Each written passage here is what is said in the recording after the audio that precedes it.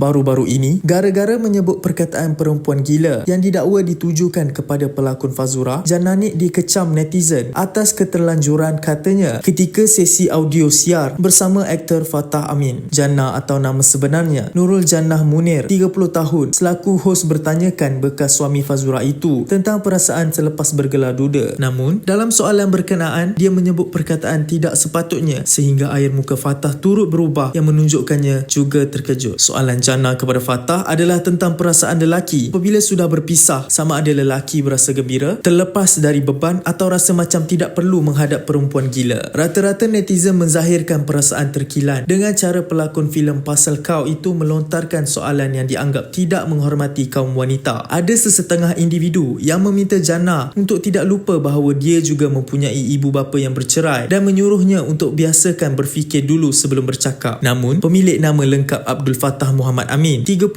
tahun, pada awalnya agak terkejut dengan soalan tersebut. Dipuji kerana tampak kekal tenang membalas pertanyaan Jannah. Jangan membuat sebarang spekulasi yang boleh mencetuskan kontroversi. Apapun, semoga isu ini dapat diselesaikan secara baik dan fahami soalan terlebih dahulu, serta Jannah Nik terus bersinar dalam industri seni.